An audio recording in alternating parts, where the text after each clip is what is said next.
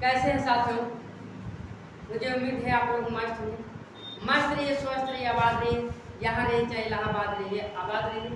आज फिर से क्लास 11 का वेक्टर चैप्टर लेकर के आए हैं, समांतर चतुर्भुज बनाने की विधि। देखिए समांतर चतुर्भुज कैसे बनता है। आपको हम जब त्रिभुज बताए थे तो बोले थे त्रिभुज की बनाने की विधि। सबसे पहले एक रेखा लेते हैं, इस रेखा को ये वाले भाग को क्या कहते हैं? हेड बोला जाता है, और इस भाग को जहाँ तीर लगा रहता है उसको टेल बोला जाता है। या तो हेड से हेड से टेल जोड़ते थे, या तो टेल पे लिया करके हेड जोड़ते थे। ठीक है, तो ये परिणामी सदिश आपका चला जाता है। ठीक है, या हेड टू हेड या टेल टू टेल ऐसे करते हैं। तो एक त्रिभुज का गणना होता है। समांतर चतुर्भुज का भी उसी तरह से होगा। समांतर चतुर्भुज का भी गणना उसी तरह से होगा। जरा ध्यान से देखिएगा। सबसे पहले एक सदिश लेंगे, इसको बनाने की विधि, बनाने की दो विधियां होती है। समांतर चतुर्भुज को बनाने की दो विधि, या तो head to head joining, head to head joining, head to head joining, या तो टेल टू टेल ज्वाइनिंग। ठीक है, या तो टेल को टेल के साथ जोड़ दीजिए, या तो हेड को हेड के साथ जोड़ दीजिए। इसके दो विधि होते हैं। या तो उसका हेड तो हेड ही जोड़िए, टेल तो टेल ही जोड़िए। देखिए बताते हैं आपको कैसे। मान लीजिए क्या है, ये एक समांतर चतुर्भुज है। मान लीजिए सबसे पहले एक हमने रेखा माना, ये वेक्टर है, ये वेक्टर है। एक वेक्टर या तो अगर हेड पर लेंगे तो हेड ही से लेना होगा, टेल पर लेंगे तो टेल ही पे लेना होगा। तो अगर मान लीजिए अगर हम हेड पे हेड ले रहे हैं तो इतना ले लिए, हेड टू हेड ले लिए, ये बी वेक्टर। कौन सा वेक्टर? अब इसका जो परिणामी सदिश जाएगा वो यहाँ से ही जाएगा, तो परिणामी सदिश ठीक बीचों बीच जाएगा। तो बीचों बीच कहाँ जाएगा? तो ये परिणामी सदिश जो होता है इनका विकर्ण कहलाता है। किनका? यहाँ से एक सम्मुख सतह लिया जाता है और यहाँ से भी सम्मुख सतह लिया जाता है। समझ में आया? यहाँ से इसको सम्मुख लिया जाता है। ठीक है, अब ये जाकर के ये वेक्टर बनाता है, यही रिलेटेड वेक्टर परिणामी सदिश। इसको बस इसके सतह पे क्या किया जाता है, एक समांतर चतुर्भुज की लेने के लिए एक वेक्टर माना जाता है। तो ये ए वेक्टर है तो ये भी ए वेक्टर ही होगा, और ये बी वेक्टर है तो ये भी बी वेक्टर ही होगा। समझ में आया? ये ए वेक्टर तो ए वेक्टर, बी वेक्टर तो बी वेक्टर, और ये बीच वाला जाएगा तो ये क्या कहलाएगा? आर वेक्टर, रिजेक्टेड वेक्टर कहलाएगा। समझ में आया? हेड टू हेड ज्वाइनिंग के अगर हम टेल टू टेल करते तो भी वही बात आता। समझ में आया? कोई दिक्कत? अब यहाँ तक लिख लीजिएगा। समांतर चतुर्भुज बनाने की कितनी विधियां? दो विधि। या तो हेड टू हेड ज्वाइनिंग कीजिए, या तो टेल टू टेल ज्वाइनिंग कीजिए। हेड टू हेड करेंगे तो भी वही बात होगा। अगर बी में टेल टू टेल ज्वाइनिंग करते हैं, मान लीजिए यहाँ से जाकर के ये रेखा एक तो आ गया यहाँ, और दूसरी रेखा यहाँ से आ गई। ठीक है, दूसरी रेखा यहाँ से आ गया, तो ये यहाँ से क्या होंगे? मिलते हुए बनेंगे। क्या करेंगे? मिलते हुए बनेंगे। तो ये आपका जाएगा रिजेक्टेड। समझ में आया? वो कहा जाएगा रिजेक्टेड वेक्टर।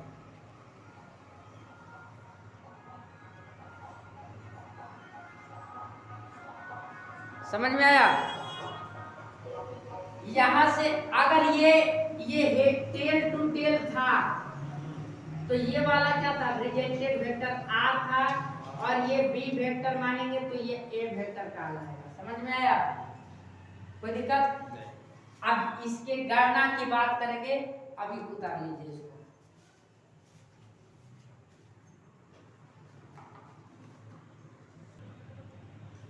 आप देखिए परिणामी सदिश का गणना, परिणामी सदिश का गणना कैसे करेंगे?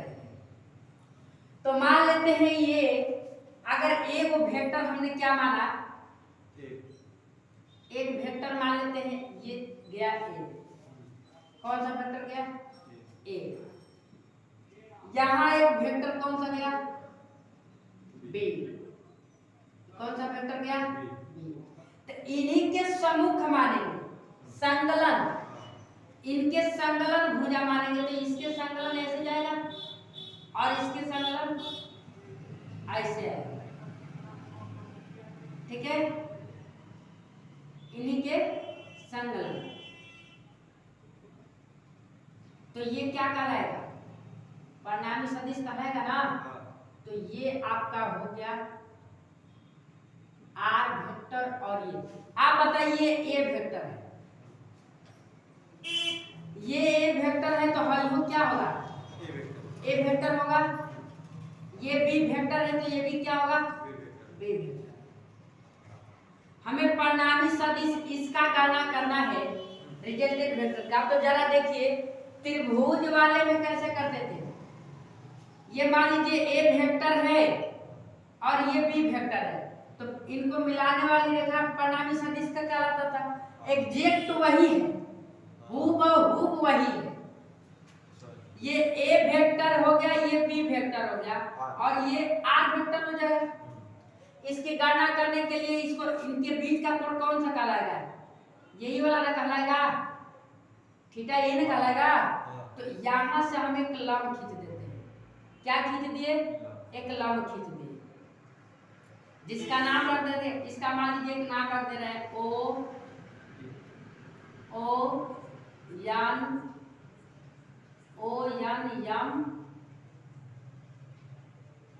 यम पी, ठीक है? एक समांतर चतुर्भुज हो गया। अब यहाँ पे एक लंब एमपी, एक लंब डाल दिए। एमपी का किए लंब डाल दिए, कहाँ पे? एमपी एक लंब कहाँ पे डाले हैं? ओएन पे। ओएन की पढ़ाई यही भुजा थी ना, तो ओएन पे लंब डाल दिए, या ओपी पे लंब डाल दिए। तो यहाँ जैसे यहाँ लंब डालते थे तो ये वाला बनता था बढ़ाई गई भुजा, ये बढ़ाई गई, इनके बीच का कोण यही ना होता है, दोनों सदिशों के बीच का कोण। तो ये बीच का कोण हो गया, लेकिन यह 90 डिग्री हो गया। तो बताइए यहाँ 90 डिग्री ऐसे बढ़ रहा है त्रिभुज, तो 90 डिग्री के ठीक सामने वाले भुजा ये क्या कहलाएगा? विकर्ण कहलाएगा ना। तो वेक्टर बी जो मान काम करेगा, ये कर्ण का मान काम करेगा। ये 90 डिग्री हो गया, लंब खींच दिए तो 90 डिग्री के ठीक सामने वाला भुजा क्या कहलाता है? कर्ण कहलाता है। तो ये वेक्टर बी जो है कर्ण का काम करने लगा।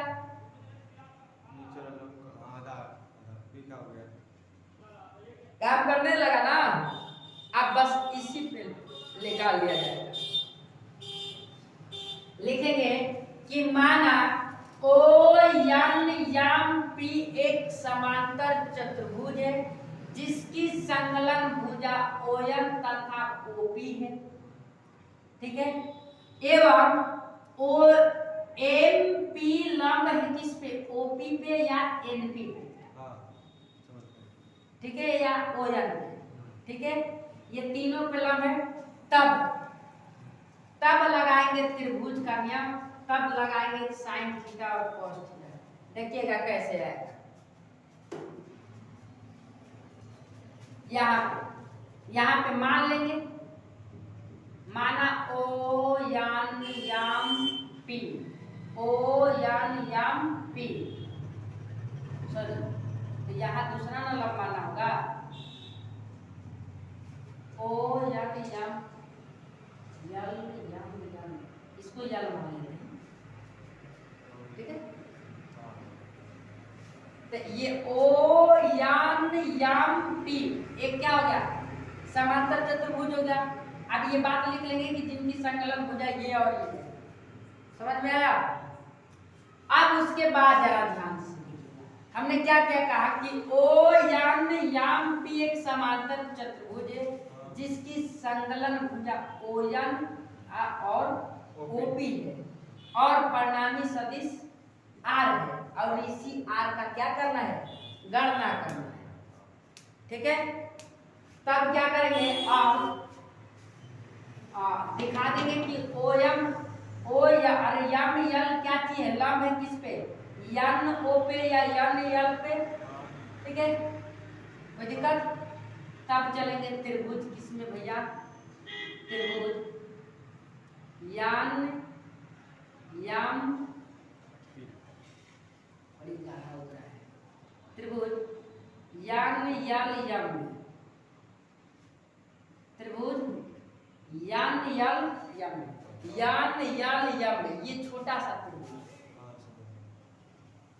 ठीक है, तो बताइए यन यम यल में चलेंगे तो इसका मान ज्ञात करेंगे ना, पहले ये तो पता नहीं है, हाँ ये नहीं पता है NL कितना है, ON तो पता है कि A वेक्टर है, लेकिन हाई नहीं पता है, यन यल नहीं पता है ना, तो यन यल नहीं पता है तो क्या करेंगे हम कि साइन थीटा लगाएंगे,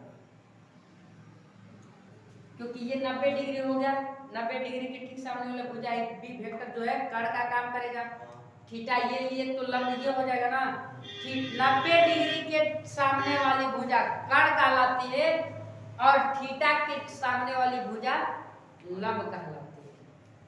थीटा के सामने वाली भुजा क्या कहलाती है, लंब कहलाती है और 90 डिग्री के ठीक सामने वाला भुजा कर्ण कहलाती है। कोई दिक्कत। उसके बाद जरा ध्यान दीजिए, अगर हम साइन थीटा ले रहे हैं तो साइन थीटा क्या हो जाएगा, यम यल बटे में क्या हो जाएगा, यम यन होगा ना। तो बताइए यहाँ क्या हो जाएगा, यम यल का मान ज्ञात करेंगे तो तिरछी तिरछा यहाँ कुछ नहीं तो 1 हो जाएगा। अब तिरछी तिरछा गुणा कर देंगे तो यम यल में गुणा 1 का करेंगे तो क्या होगा, यम यल बराबर हाई क्या हो जाएगा, साइन थीटा इनटू क्या हो जाएगा, यम यन, और यम यन का मान दिया है ना जी V वेक्टर, इसके परिमाण के बराबर ही होगा, तो इसके परिमाण के बराबर होगा तो क्या करेंगे, यम और यल बराबर हो जाएगा क्या, sine theta into mod of B। समीकरण नंबर 1, समीकरण नंबर 1 हो जाएगा। कोई दिक्कत नहीं ना, यम का मान अच्छा B है -B ना, मतलब मॉड ऑफ B। क्या चीज, यम का मान, हाँ यम का मान जो है मॉड ऑफ B वेक्टर, इसका परिमाण जितना रहेगा वही होगा। समीकरण नंबर ये क्या मान लेंगे, 1 मान लेंगे। अब वीडियो में नहीं दिखाई दे रहा है। अब उसके बाद ज्यादा ध्यान से देखिएगा, दूसरा स्टेप क्या करेंगे, अब इस बड़ा सा त्रिभुज में चलेंगे, नहीं इसी में, अभी यम यल नहीं ना पता चला, अभी यम यल नहीं ना पता चला, अभी तो लंब पता चला है, हाई पता चलेगा तब ना हमें आएगा। तो किस में चलेंगे, फिर से ना, फिर से त्रिभुज यम यल यन या यन यल यम, कोई दिक्कत नहीं है, उल्टा चलिए उल्टा से चलिए, कोई दिक्कत नहीं। ठीक है, में बताइए आपको आधार निकालना है, आधार और कर्ण में संबंध दिखाना है तो कॉस आएगा ना, कॉस थीटा बराबर क्या होगा, आधार बटे में कर्ण यानी यम यन होगा ना, आधार का मान ये होगा, कर्ण का मान ये होगा, B वेक्टर माइनस कहाँ है, अरे हाँ वही B वेक्टर, ये B वेक्टर है ना, तो ये क्या हो जाएगा, cos थीटा बराबर यन यल अपॉन में mn का मान क्या काम कर रहा है, B वेक्टर। आप बताइए, तो तिरछी तिरछा गुणा कर देंगे तो यन यल का मान क्या निकल जाएगा, cos theta into mod of B। समीकरण नंबर, समीकरण नंबर इतना समझ में आया,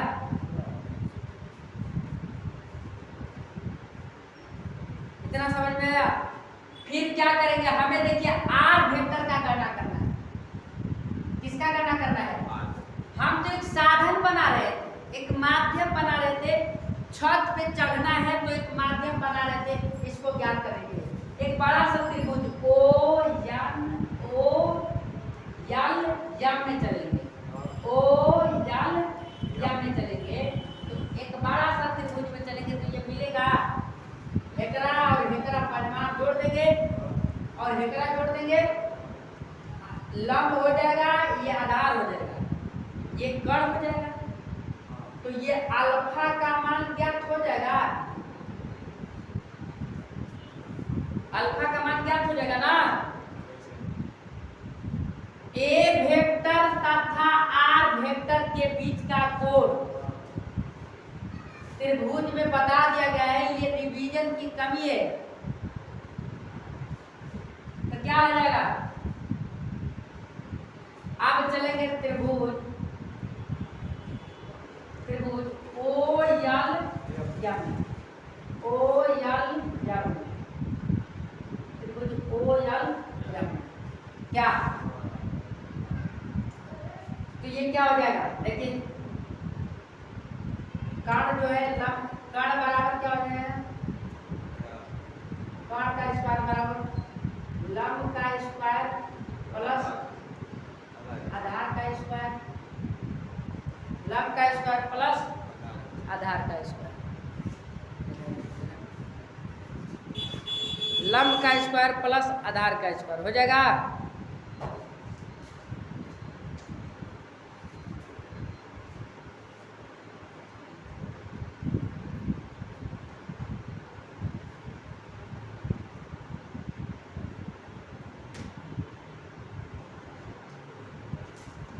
आप देखिए तो ये हो गया कर्ण का स्क्वायर बराबर लंब का स्क्वायर प्लस आधार का स्क्वायर। अब जरा गौर कीजिए कि यहाँ पे कर्ण का मान क्या काम कर रहा है? ओएम, तो यहाँ कर दिए ओएम का स्क्वायर बराबर लंब का मान क्या काम कर रहा है? यम यल का स्क्वायर प्लस आधार का मान ओएल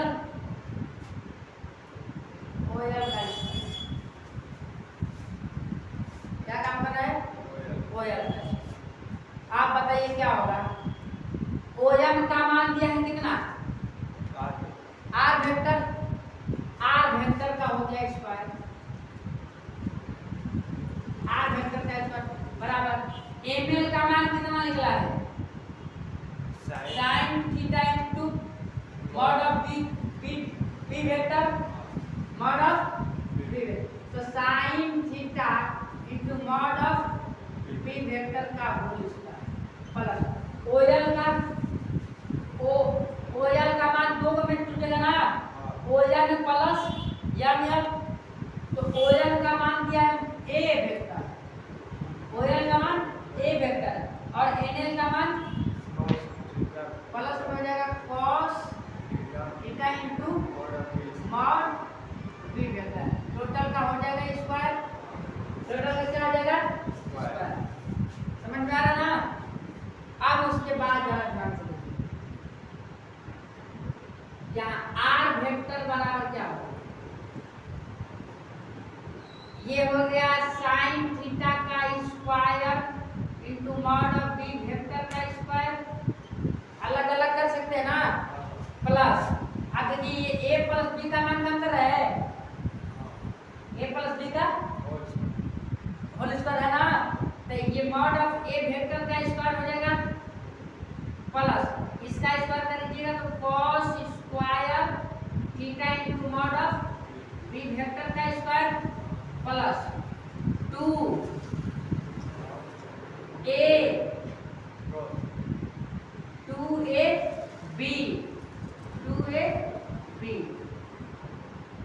बी का मान क्या काम कर रहा है? cos theta into B vector ना, तो बी का मान ये रख दिए। आप बताइए आर वेक्टर बराबर क्या होगा? आर वेक्टर का स्क्वायर बराबर हो गया क्या? यहाँ देखिए साइन स्क्वायर है, यहाँ cos स्क्वायर है, देखिए बी वेक्टर कॉमन है, बी वेक्टर कॉमन है इसमें, बी वेक्टर जब कॉमन निकालेंगे बी वेक्टर का स्क्वायर तो ये क्या बचेगा? यहाँ पे साइन थीटा का स्क्वायर प्लस इसका cos स्क्वायर थीटा हो जाएगा, होगा ना। अब प्लस में A vector mod of A vector का स्क्वायर प्लस ये क्या हो जाएगा 2 mod of A vector into mod of B vector cos theta हो जाएगा। तो ये आर वेक्टर का जो है स्क्वायर कितना होगा बी, देखिए sine square theta plus cos square theta बराबर 1 होता है। साइन स्क्वायर थीटा बराबर कॉस स्क्वायर थीटा बराबर 1 होता है। तो बताइए यहाँ 1 हो गया तो 1 में मॉड ऑफ बी वेक्टर का स्क्वायर तो पूरा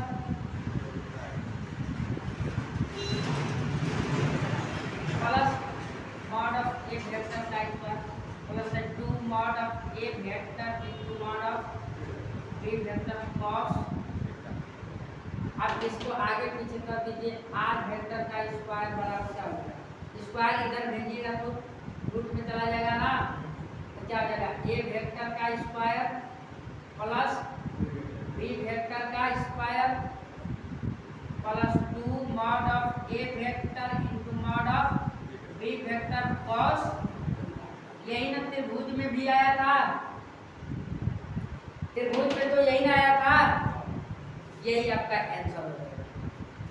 यहाँ फिगर बनाने के बाद यहाँ मानक पर ले लीजिएगा, बोले समझ में आया, लिख लीजिए।